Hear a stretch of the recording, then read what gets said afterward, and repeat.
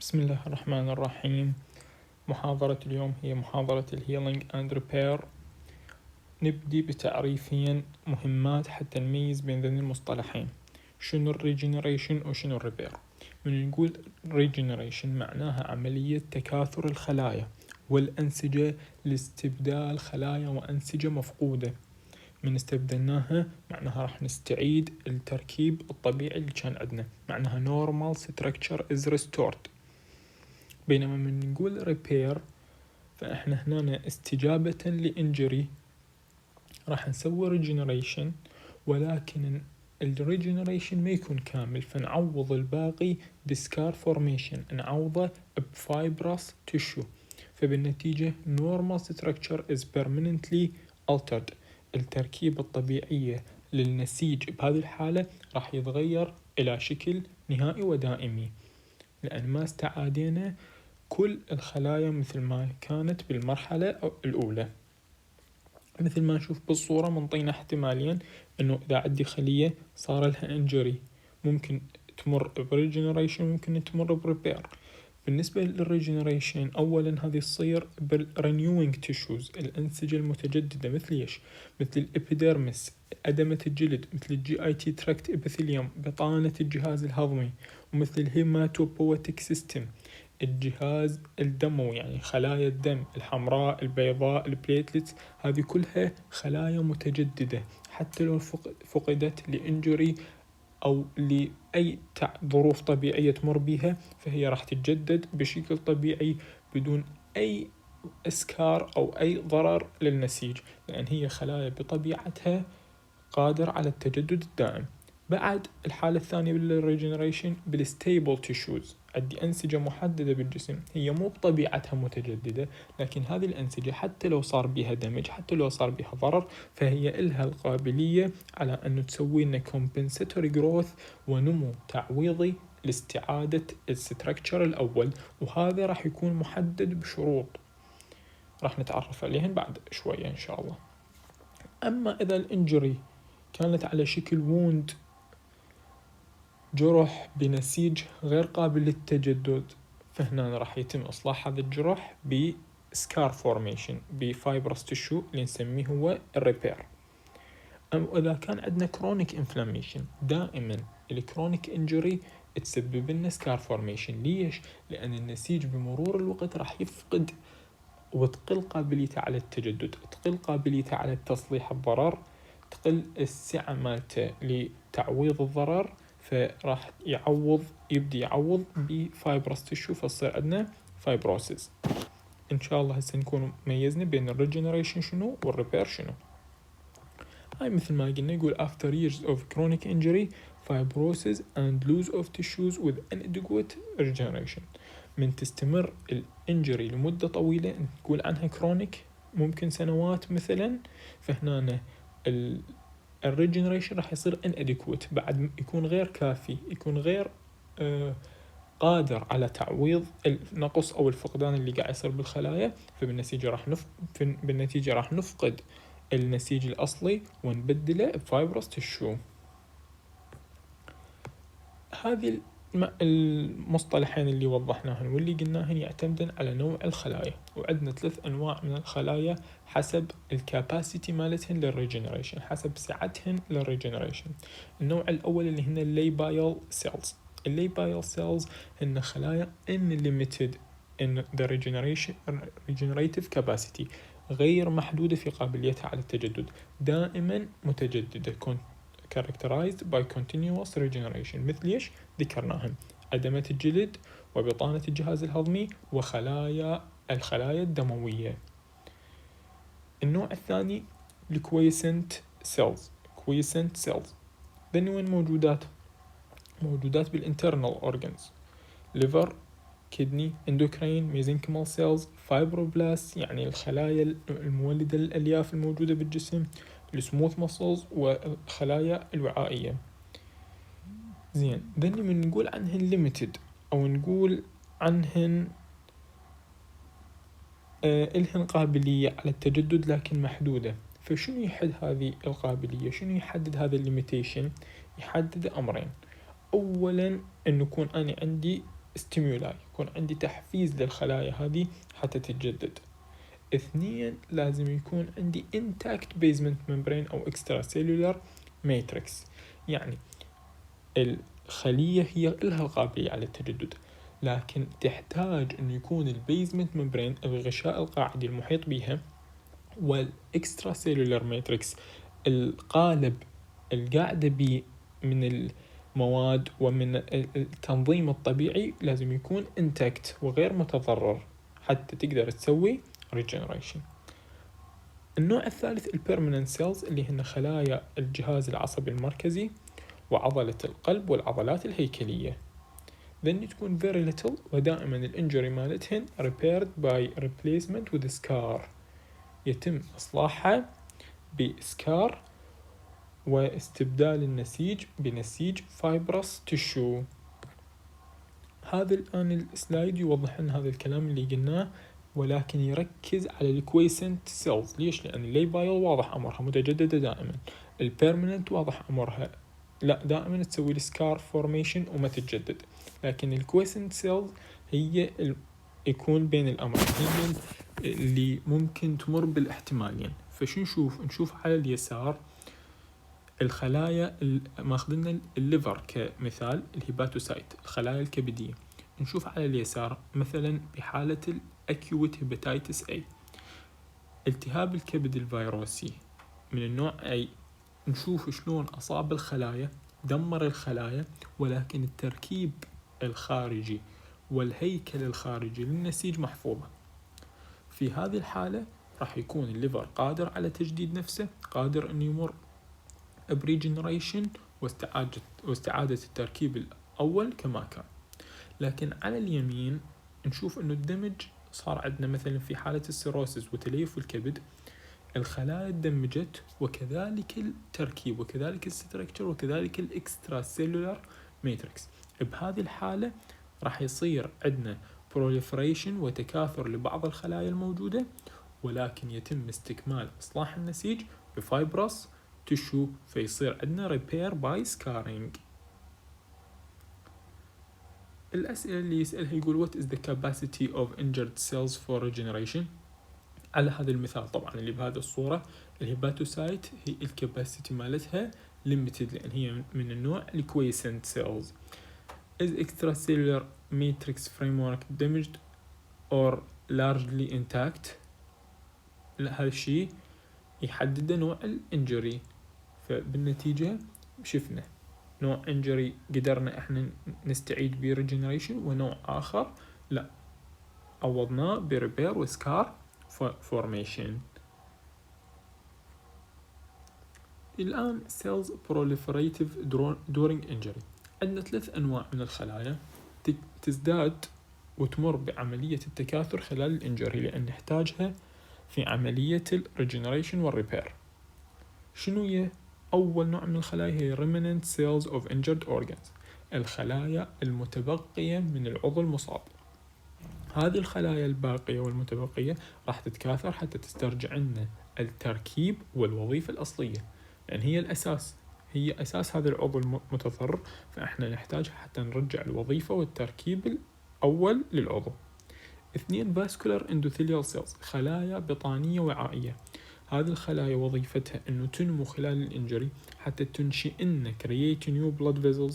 هذه البلاد فيزلز تجيب لنا نيوترينت إلى مكان الانجري حتى نقدر نسوي عملية الريجنريشن وننشئ خلايا جديدة. وإلا أنا إذا ما عندي مواد غذائية، إذا ما قاعد أوفر نيوترينتس للمكان الانجري، شلون راح أقدر أصلح وأسوي ريجنريشن؟ فنحتاج هذه الفاسكولار اندوثيليار سيلز حتى تؤدي هذه الوظيفة.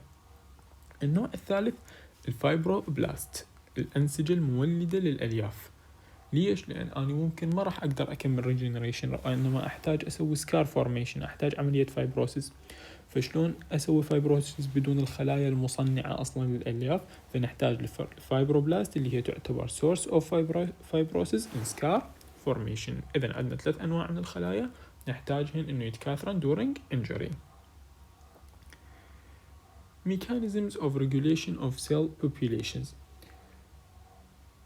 شنو الآليات اللي يتم بها التنظيم في مجاميع الخلايا؟ الآن إحنا ناخذ مثال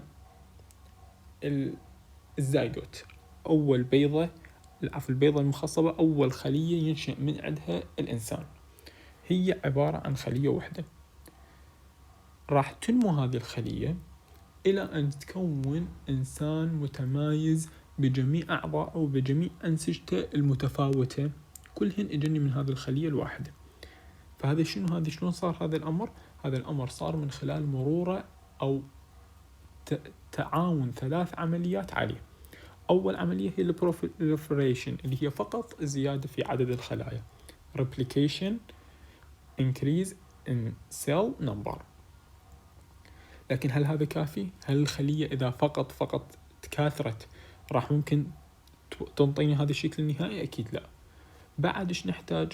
نحتاج differentiation، وهي إنه الخلايا تتمايز عن بعضها البعض للوصول إلى الأدلت سيل فينوتايب، إلى الشكل النوعي والوظيفي البالغ لكل خلية، اللي يكون اختص هذه الخلايا تؤدي وظيفة معينة في العضو معين، وهذه تؤدي وظيفة أخرى في عضو آخر، اللي هي عملية الديفرنشيشن اللي نسميها عملية التمايز. بعد نحتاج عملية ثالثة اللي هي نسميها الأبوبتوسيس.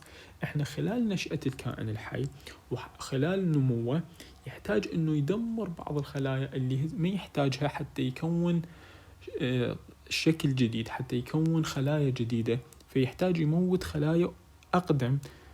فهذه العملية نسميها الأبوبتوسيس اللي هي البروجرامد سيل ديث، الموت المبرمج، يعني الجسم هو يموت خلايا بحالة طبيعية فسيولوجيكال من دون حالة مرضية. أعطيكم مثال عليها. الهاند، هذه إيدنا، أول ما تنشأ بالجنين تنشأ عبارة عن كتلة واحدة، ما عندنا مسافات بين الأصابع. فبعدين الجسم إيش راح يسوي؟ راح يحطم هذه الخلايا، يموت هذه الخلايا اللي موجودة بين الأصابع بعملية الأبوبتوسيس، هو يموتها حتى تنشأ هذه اليد مثل ما نعرفها عبارة عن 5 أصابع منفصلة. فهذه الأبوبتوسيس وشلون مثال عليه بحالة فسيولوجيكال الجسم هو يسويها من غير أي حالة مرضية. نجي إلى مصطلح جدا مهم اللي هو الستيم سيلز أو الخلايا الجذعية. شنو يعني ستيم سيل؟ ستيم سيل معناها خلايا undifferentiated with 2 features، خلايا غير متمايزة، ما مختصة بوظيفة معينة، ما مختصة بشكل أو وظيفة عضو معين، تتميز بصفتين: أولا self renewal، 2 can generate differentiated mature cells، يعني هذه الخلايا قادرة على تجديد نفسها بشكل دائم، وقادرة على أن تطور نفسها إلى خلايا بالغة مختصة متمايزة. هذا كل ما يخص الستيم سيلز من ناحية صفاتها. فهي critical for regeneration of cells in self-renewing tissues، فهي أساسية ومهمة بالأنسجة اللي قلنا عليها إنه هي دائمة التجدد. هي ليش دائمة التجدد؟ لأن بها هذا النوع من الخلايا الستيم سيلز المتخصصة بها اللي راح توفر لي دائما خلايا جديدة لتعويض الخلايا الفائتة. بعد نستعملها بالريجنريتيف ميديسن، الطب التجددي. كثير من التطبيقات العلاجية حاليا therapeutic applications تحاول تستغل هذه الستيم سيلز، تحاول تستعملها حتى تصلح، تسوي عملية repair للدمجد tissues that do not typically regenerate after injury. يحاولون يستغلون هذه الستيم سيلز حتى يصلحون الأعضاء بالجسم اللي هي مو من طبيعتها إنه تتصلح وتتجدد بعد الانجري، مثل ما قلنا مثل الهارت والبرين والسكيليتال ماسلز. هل الستيم سيلز هي مستوى واحد أم عدة مستويات؟ لا، عدة مستويات. عندنا الامبريونيك اور pluripotent ستيم سيل اللي هي الخلية الجنينية، وإحنا مثل ما قلنا قبل شوي إنه الخلايا الجنينية هي قادرة على تكوين جميع أنسجة الجسم، فهي نسميها pluripotent، متعددة الإمكانيات، ما إلها أي حدود، capable of generating all tissue types، قادرة على أن تكون وتولد جميع أنسجة الجسم. الأقل من عندها مستوى هي من تتطور وتنتقل من مرحلة لمرحلة، قبل يعني هي نفس الستيم سيل قبل لا توصل للشكل المتخصص راح تمر بعدة مراحل. المرحلة اللي بعد ما تكون امبريونيك ستيم سيل راح نسميها مالتي بوتنت ستيم سيل. هذه المالتي بوتنت الآن اختصت بمجال محدد، يعني تكون أكثر مقيدة من الامبريونيك ستيم سيل، لكن لا تزال قادرة على أن توليد عدة أنواع من الأنسجة. الأكثر من عندها هي الأدلت ستيم سيل، الخلية الجذعية البالغة. هذه الآن مخصصة restricted capacity to generate certain cell types، thus نسميها lineage committed. شنو يعني lineage committed؟ معناها الآن هذه الستيم سيل هي ستيم سيل قادرة على التجدد وقادرة على التمايز إلى خلايا أكثر وأكثر من نوع، لكن مرتبطة باختصاص واحد من الخلايا. مثل ليش؟ أعطيكم مثال. الآن البون مارو، نخاع العظم، بستيم سيلز. هذه الستيم سيلز متخصصة في توليد جميع أنواع الخلايا الدموية، كريات دم حمراء، صفائح دموية، الإيزينوفيلز، بيزوفيلز، نيوتروفيلز، مايكروفيجز، تي سيلز، كل أنواع الخلايا الموجودة بالدم قادرة على توليدها هذه الستيم سيلز الموجودة بالبون مارو. لكن هل هي قادرة على أن تولد لي خلايا ليفر؟ قادرة على أن تولد لي خلايا عضو آخر؟ لا، بحالتها الطبيعية متولد لي، لأن هي نسميها lineage committed، مختصة بنوع من الخلايا لتوليده ضمن وظيفتها داخل الجسم. فمثل ما شفنا أنه الستيم سيل ضمن مراحل، ضمن مستويات. الامبريونيك هي الأعلى مستوى، هي المختصة في جميع، راح تنطينا كل أنسجة الجسم، وهكذا إلى أن نوصل للأدلت ستيم سيل اللي هي المختصة بنوع مخصص من الخلايا. الآن مثل ما قلنا إحنا قبل شوية إنه يستعملون الستيم سيلز بالريجنريتيف ميديسن، فهذه الآن معطينا تطبيقين استعمالهن بس مجرد نعرف فكرتهن. على اليسار يسموه ثيرابيوتيك كلونينج. ثيرابيوتيك كلونينج شنو يعني؟ الهدف من عنده علاجي، ياخذون اوسايت معناها بيضة غير مخصبة من الفيميل، أو يسموها بويضة أعتقد. المهم ياخذوها ينتزعون النواة من عندها. ليش ننتزع النواة؟ حتى نخلصها من المادة النووية، من الدي ان اي الخاص بمصدر هذه الخلية. يعني احنا من نريد نولد خلايا جديدة نريدها تكون مطابقة للبيشنت اللي راح ننطيه هذه الخلايا، حتى لا تواجه رد فعل مناعي. هذه جدا نقطة مهمة. فراح ننتزع النواة من عندها، وحتى نخلو من أي إشكالات إنه إحنا ما قاعد ندمج دي ان اي لشخصين سوية، وإنما انتزعنا النواة من عندها معناها انتزعنا الدي ان اي. فبقينا إحنا اللي تهمنا بالأوسايت اللي هي قابليتها على النمو والتمايز. ناخذها ننتزع النواة من عندها، ننقل لها المادة النووية أو نواة الخلية اللي نريد نكاثرها. من نقلنا لها نواة الخلية اللي نريد نكاثرها وحفزنا هذه الأوسايت، هي الأوسايت من تتحفز راح تمر بعملية النمو والتمايز. من مرت بعملية النمو والتكاثر راح تنطيني هذه الخلايا الامبريونيك ستيم سيلز اللي تكلمنا عنها واللي قلنا لها عدة قابليات. بس ايش راح تعطيني اياها ليا نوع؟ راح تعطيني اياها لنوع الخلية اللي انا حطيت الدي ان اي مالته. حطيت انا الدي ان اي مال فايبروبلاست مثل ما هذا المثال، راح تعطيني ستيم سيلز للفايبروبلاست. احط دي ان اي لعضو اخر راح تعطيني ستيم سيلز تكون لي خلايا هذا العضو الاخر. فمثل ما مكتوب بالبداية يقول الليفت transfer diploid nucleus from patient's skin fibroblast into enucleated oocyte. enucleated معناها منزوعة النواة. ننشطها نسوي activation للأوسايت، راح الزايجوت becomes blastocyst with donor DNA. راح تتحول إلى البلاستوسيست اللي هي هذه المرحلة الجنينية البدائية، لكن ايش تحتوي على الدي ان اي مال الدونر وليست على دي ان اي صاحبة الأوسايت، لأن احنا انتزعنا النيوكليوس من عندها. بعدين راح ناخذ من عندها الستيم سيلز اللي نريدهن ونحفز الديفرنشيشن مالتهم بالكلتشر ونروح نزرعهن بالعضو اللي نريده. هذه يعني كتطبيقات يحاولون انه ينفذوها. على الرايت لا، ما لنا علاقة بالأوسايت، من الدنيا من الأوسايت، لكن ناخذ البيشنت سكين فايبروبلاست سيل cultured transduction with gene encoding transcription factor.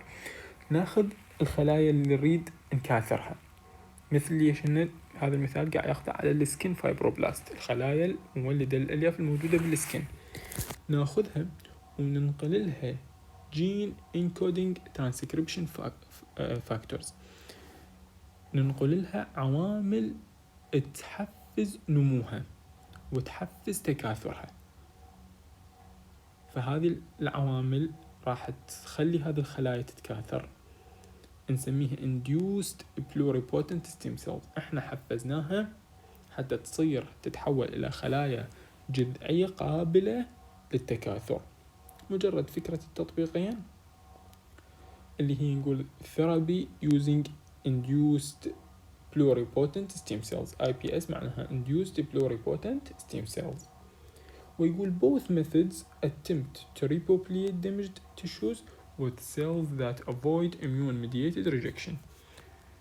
الطريقتين الهدف من عندهن انه احنا نعيد تكثير واصلاح الانسجة المتضررة، وبشرط انه بخلايا ما تتعرض لرفض مناعي. ليش؟ لان بالحالة الاولى احنا حطينا الدي ان اي مال الشخص المتبرع مع الشخص البيشنت، وبالحالة الثانية هي نفس الخلية، انا مجرد دخلت لها ترانسكريبشن فاكتورز، فبالتالي احنا ما راح نواجه عملية الاميون ميدياتد ريجكشن.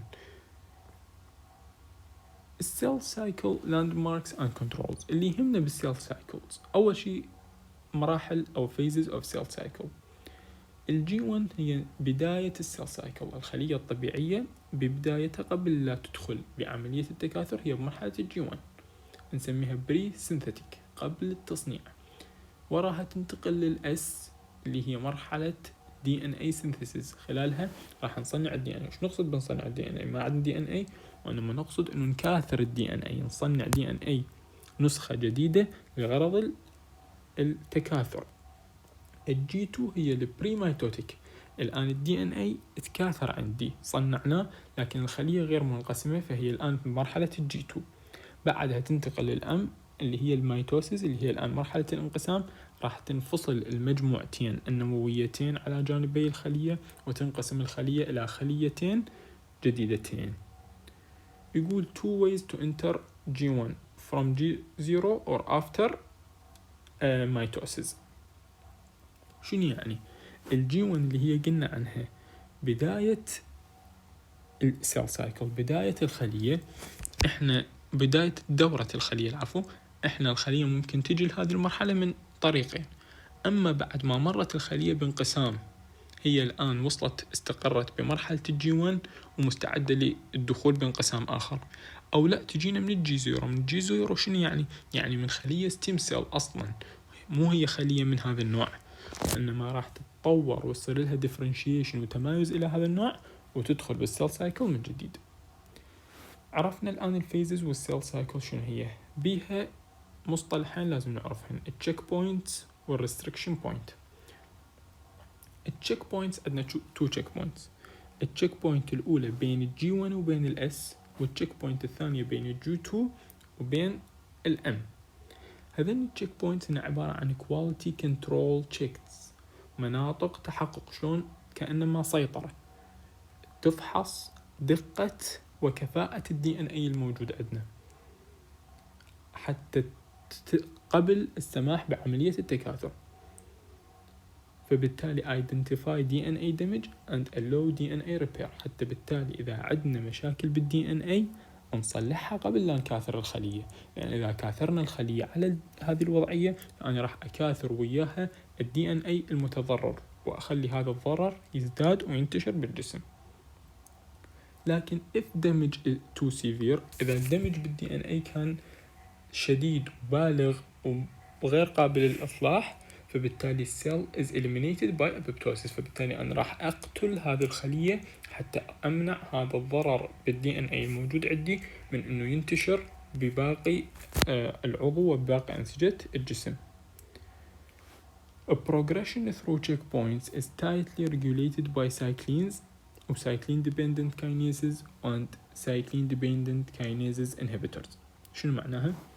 معنى هذا السيل سايكل وهذه المرورها خلال التشيك بوينتس وخلال هذا السايكل بصورة عامة يتم التحكم به من خلال بروتينات نسميهن السايكلينز، من خلال انزيمات اللي هن السايكلين ديبندنت كاينيزز، وكذلك انزيمات اخرى اللي هن السايكلين ديبندنت كاينيز انهبيتورز. اذا كان عندي ديفكتيف تشيك بوينتس كانت هذه السيطرة غير مؤدية لوظيفتها بشكل طبيعي، فبالتالي هالشي راح يسمح cells with the mutation to replicate possibly a new plagia، راح يخلي الخلايا انه تتكاثر بالضرر الموجود بها فتكون لي الأورام وغيرها. هذا ما يخص التشيك بوينتس. طبعا اكو ملاحظة على التشيك بوينتس موجودة بالرسم على اليسار، خلينا نقراهن. التشيك بوينت الأولى اللي هي بين الجي 1 وبين الأس كاتبين عليها تشيك فور دي ان اي دامج، بينما الثانية اللي هي بين الجي 2 والام كاتبين تشيك فور دامج اور unduplicate دي ان اي. ليش هنا بس دمج وليش هنا دوبليكيتد؟ لأن هنا بالأولى أنا بعدني ما داخل بعملية التكاثر، ففقط أتحقق من جودة الدي ان اي وأتحقق من الضرر مالته، بينما بالثانية أنا الآن مفترض الدي ان اي عندي كامل متكاثر متضاعف، لكن بعد الانقسام ما صاير عندي، فهنا أنا راح أتحقق بالإضافة لأنه ما عندي دمج أتحقق أنه كل الدي ان اي متضاعف حتى لا تصير عملية الانقسام خاطئة ومتى ما تتوزع المادة النووية بشكل طبيعي بين الخليتين اللي راح تنتج عندي من عملية الانقسام. المصطلح الآخر اللي هو ال restriction point شنو معناها؟ معناها rate limiting step in cell cycle after this normal cells are committed to DNA replication. ال restriction point اللي هي نشوفها بنهاية الجي 1 موجودة بالرسم، هذه النقطة نسميها rate limiting step. شنو معناها؟ معناها خطوة محددة لمعدل التكاثر. ليش؟ لأن الخلية إذا تجاوزت هذه الخطوة وما وقفتها أنا قبل هذه الخطوة بعد خلص أصبحت committed، أصبحت ملتزمة بعملية التكاثر، بعد لا أقدر أوقف عملية تكاثرها ولا تحتاج عامل أو تحفيز خارجي حتى تستمر بالسيل سايكل. فإذا أنا ما أحتاج تكاثر للخلايا فإيقافي للعملية راح يكون قبل الريستريكشن بوينت.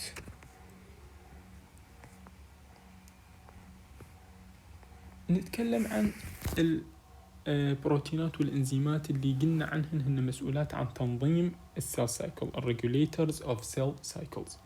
أولا السايكلينز. السايكلينز هي عبارة عن بروتينات that develop peak activity during specific phases of cell cycle. بروتينات تصل إلى ذروة نشاطها خلال مراحل محددة من دورة الخلية.